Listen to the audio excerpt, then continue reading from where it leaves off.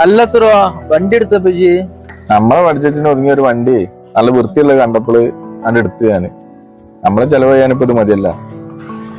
വണ്ടി കുഴപ്പമില്ലല്ലോ, നല്ല വൃത്തിയൊക്കെ ഉണ്ടല്ലോ, എക്സ്ട്രാ ഫിറ്റിങ്സ് ഒക്കെ ഉണ്ട്. എനിക്കും വേണം ഒരു വണ്ടി എടുക്കുക.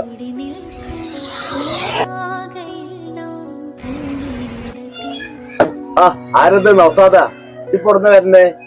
കാക്കാ ഒരു ചായ കൊണ്ട് ഇട്ടോടെ. ഞാനിപ്പോ അസ്രുവിന്റെ അടുത്തുനിന്ന് വരിക. ഓനൊരു സെക്കൻഡ് ഹാൻഡ് വണ്ടി എടുത്തിരുന്നു, ഫുൾ സെറ്റപ്പ് വണ്ടിയാണ്. ഞാനിപ്പോ ഒരു വണ്ടി നോക്കി നടക്കാം, എനിക്കും വേണം ഒരു വണ്ടി.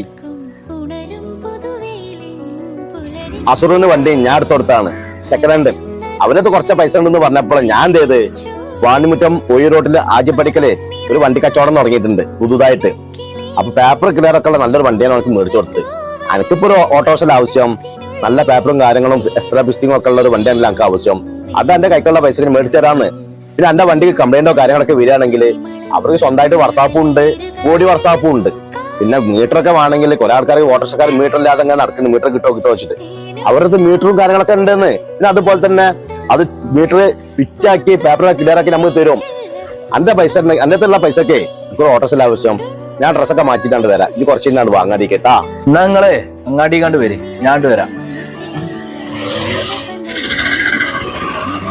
നൗസാദെ ഞാൻ പറഞ്ഞ MC പ്രദേശ് വണ്ടി കച്ചവടം ഇതാണ്.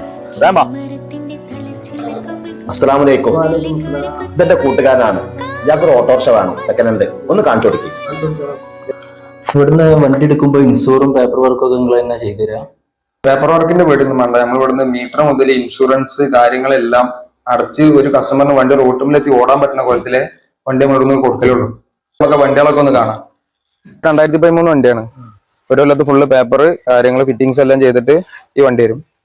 ഇത് വരുന്നതെന്ന് വെച്ചാൽ 2012 12-ാം മാസം വണ്ടി.